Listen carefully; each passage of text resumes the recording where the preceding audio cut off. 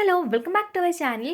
ഇഗ്നോയ്ക്കകത്ത് ഇപ്പോൾ എംകോമിൻ്റെ അഡ്മിഷൻ എടുക്കാവുന്നതാണ്. അപ്പോൾ ഈ ഒരു വീഡിയോയ്ക്കകത്ത് എംകോമിൻ്റെ ഫീസ്, ഡ്യൂറേഷൻ, എലിജിബിലിറ്റി കാര്യങ്ങളൊക്കെയാണ് നമ്മൾ ഡിസ്കസ് ചെയ്യുന്നത്. അതുപോലെ തന്നെ ഈ എംകോം എവിടെയൊക്കെ ഉണ്ടാവും, അതായത് എംകോമിന് എവിടേക്കാണ് നമുക്ക് അഡ്മിഷൻ എടുക്കാൻ പറ്റുന്ന ഡീറ്റെയിൽസും കാര്യങ്ങളൊക്കെ നമ്മൾ ഇതിനകത്ത് പറയുന്നുണ്ട്. അപ്പോൾ ആദ്യം തന്നെ നമുക്ക് ഡ്യൂറേഷൻ കാര്യം പറയാം. പല ആൾക്കാരും ഇപ്പോൾ 4 ഡിഗ്രി ആക്കിയതുകൊണ്ട് PG 1 ഇയർ ആയിട്ടുണ്ടാവുമോ എന്ന് ചോദിക്കുന്നുണ്ട്. അപ്പോൾ ഒരിക്കലും ഇപ്പോൾ തന്നെ PG 1 ഇയർ ആക്കില്ല. കാരണം ഓൾറെഡി ഡിഗ്രി 4 ഇയർ പഠിച്ചിറങ്ങിയ കുട്ടികൾക്കല്ലേ 1 ഇയർ ഡിഗ്രി പഠിക്കാൻ പറ്റത്തുള്ളൂ. അപ്പോൾ 4 ഡിഗ്രിയുടെ അഡ്മിഷൻ ഇതാ ഇപ്പോൾ തുടങ്ങിയിട്ടേ ഉള്ളൂ. അപ്പോൾ അവർ 4 വർഷം കഴിഞ്ഞ് പാസ് ഔട്ട് ആവുന്ന സമയത്തൊക്കെയാണ് PG മിക്കവാറും 1 ഇയർ സ്റ്റാർട്ട് ആക്കുള്ളൂ. അപ്പോൾ അത്രയും ടൈം ഇനിയുണ്ട്. അപ്പോൾ നിലവിൽ 3 ഇയർ കഴിഞ്ഞ ആൾക്കാർക്ക് 2 ഇയർ PG തന്നെ എടുക്കാൻ പറ്റുള്ളൂ. അപ്പോൾ ഇഗ്നോയിൽ നിലവിൽ എംകോം വന്നിട്ടുള്ളത് 2 ഇയർ തന്നെയാണ് കേട്ടോ. അപ്പോൾ ഡ്യൂറേഷൻ വന്നിട്ടുള്ളത് മിനിമം 2 ഇയേഴ്സ് ആണ്. അതായത് 2 വർഷത്തിനുള്ളിൽ നമ്മൾ എന്ത് ചെയ്യണം, എംകോം നമുക്ക് കംപ്ലീറ്റ് ആക്കാവുന്നതാണ്. അതേസമയം മാക്സിമം ഡ്യൂറേഷൻ 4 ഇയേഴ്സ് ആണ്. അതായത് ഈ കറക്റ്റ് ഈ 2 വർഷത്തിനുള്ളിൽ നമുക്ക് കംപ്ലീറ്റ് ആക്കാൻ പറ്റിയിട്ടില്ല എന്നുണ്ടെങ്കിൽ നമുക്ക് 2 വർഷം കൂടി അഡീഷണൽ ആയിട്ട് കിട്ടും. അതായത് മൊത്തത്തിൽ 4 വർഷമാണ് നമുക്ക് മാക്സിമം ടൈം തന്നിട്ടുള്ളത്. ഈ 4 വർഷത്തിനുള്ളിൽ നിങ്ങൾക്ക് എംകോം കംപ്ലീറ്റ് ആക്കാൻ പറ്റിയിട്ടില്ല എന്നുണ്ടെങ്കിൽ പിന്നെ നമുക്ക് ഫീസ് അടച്ചിട്ടൊന്നും ഈ ഡ്യൂറേഷൻ എക്സ്റ്റെൻഡ് ചെയ്യാൻ പറ്റില്ല കേട്ടോ. അപ്പോൾ മിനിമം 2 ഇയറും മാക്സിമം 4 ഇയർ ആണ്. ഇനിയിപ്പോൾ എലിജിബിലിറ്റിയുടെ കാര്യം പറയാനാണെന്നുണ്ടെങ്കിൽ റെക്കഗ്നൈസ്ഡ് യൂണിവേഴ്സിറ്റിയിൽ നിന്ന് ഏതൊരു UG പ്രോഗ്രാം ചെയ്ത ഒരാൾക്കും ഇഗ്നോയിൽ എംകോമിന് അഡ്മിഷൻ എടുക്കാവുന്നതാണ്.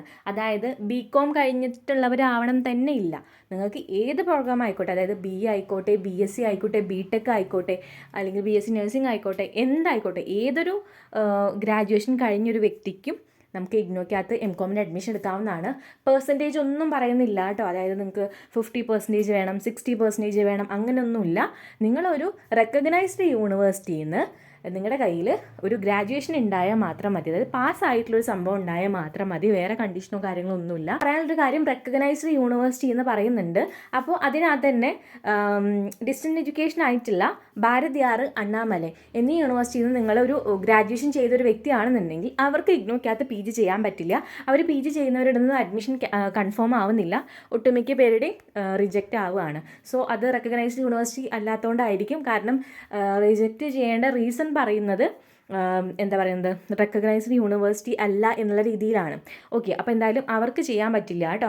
ബാക്കി ഏതൊരു യൂണിവേഴ്സിറ്റിയും, റെക്കഗ്നൈസ്ഡ് യൂണിവേഴ്സിറ്റി, UGC അപ്രൂവ്ഡ് ഉള്ള യൂണിവേഴ്സിറ്റിയിൽ നിന്നും നിങ്ങളുടെ കയ്യിൽ ഒരു ഗ്രാജുവേഷൻ ഉണ്ട് എങ്കിൽ നിങ്ങൾക്ക് എംകോമിന് അഡ്മിഷൻ എടുക്കാവുന്നതാണ്. ഓക്കെ, പിന്നെ നമുക്കിനി നോക്കാനുള്ളത് ഫീസിൻ്റെ കാര്യമാണ്. ഫീസ് വന്നിട്ടുള്ളത് 2 വർഷത്തെ കോഴ്സാണ്. നമുക്ക് 9700 പെർ ഇയർ ആണ് ഫീസ് വരുന്നത്.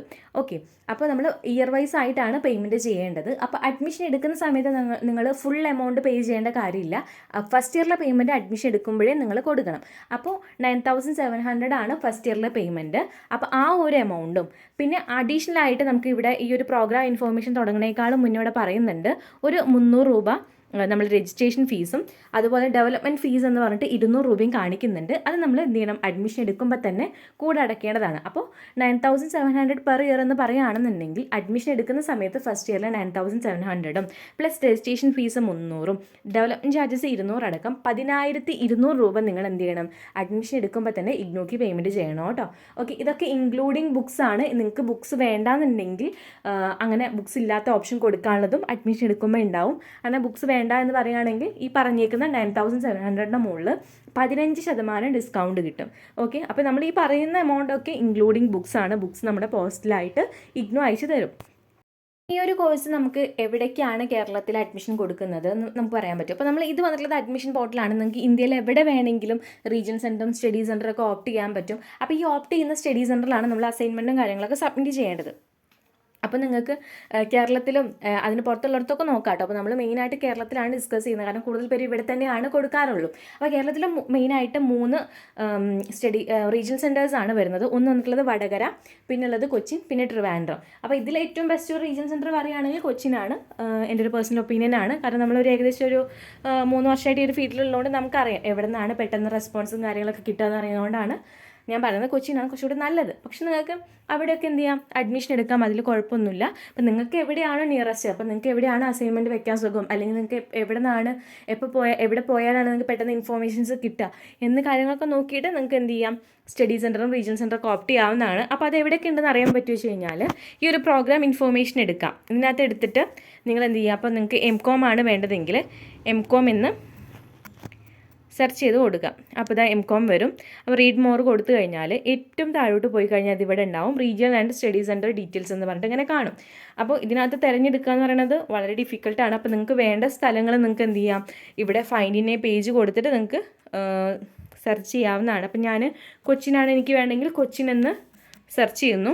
അപ്പോൾ കൊച്ചിൻ്റെ അവിടുത്തൊക്കെ ഇങ്ങനെ ഹൈലൈറ്റ് ചെയ്ത് നിൽക്കും കേട്ടോ. അപ്പോൾ ഈ ഒരു സെൻറ്ററിലൊക്കെയാണ് MCOM പ്രൊവൈഡ് ചെയ്യുന്നത്. ഇനി നിങ്ങൾക്ക് വടകര ഭാഗത്താണ് വേണമെങ്കിൽ വടകര സെലക്ട് ചെയ്യുക, ട്രിവാൻഡ്രം ആണെങ്കിൽ ട്രിവാൻഡ്രം സെലക്ട് ചെയ്തിട്ട് നോക്കുക. ഇനി അല്ലെങ്കിൽ നിങ്ങൾക്ക് ബാംഗ്ലൂർ വേണമെങ്കിൽ അവിടെ നോക്കാം, ഡൽഹി വേണമെങ്കിൽ അവിടെ നോക്കാം, മുംബൈ വേണമെങ്കിൽ അവിടെ നോക്കാം. അപ്പോൾ നിങ്ങൾക്ക് എവിടെയാണോ റീജിയൻ സെൻറ്ററും സ്റ്റഡി സെൻറ്ററൊക്കെ വെക്കാൻ താല്പര്യമുള്ളത് അവിടെ നോക്കിയിട്ട് കൊടുക്കാവുന്നതാണ്. ഇപ്പോൾ നമ്മൾ ഓൾമോസ്റ്റ് ഫീ ഡീറ്റെയിൽസ്, ഡ്യൂറേഷൻസ്, അതുപോലെ തന്നെ സ്റ്റഡി സെൻറ്റർ ഇതിൻ്റെയൊക്കെ ഡീറ്റെയിൽസും കാര്യങ്ങളൊക്കെ പറഞ്ഞു. ഇത് നിങ്ങൾക്ക് സിലബസിനെ പറ്റി ഡീറ്റെയിൽ ആയിട്ട് അറിയണമെന്നുണ്ടെങ്കിൽ പ്രോസ്പെക്ടസിൽ നിങ്ങൾ പേജ് നമ്പർ നോക്കി എടുക്കുകയാണെങ്കിൽ കൂടുതൽ ഇൻഫോർമേഷൻ, സബ്ജക്ട്സും കാര്യങ്ങളൊക്കെ നിങ്ങൾക്ക് അതിനകത്ത് കാണാൻ പറ്റും. അപ്പോൾ അഡ്മിഷൻ ചെയ്ത് വരണമെന്നുണ്ടെങ്കിൽ ഇഗ്നോഡറ്റ്സുമായിട്ട് നിങ്ങൾക്ക് കോൺടാക്റ്റ് ചെയ്യാവുന്നതാണ്. വാട്സപ്പ് നമ്പർ ഞാൻ കമൻറ്റിൽ കൊടുക്കുന്നുണ്ട് കേട്ടോ. Okay, by.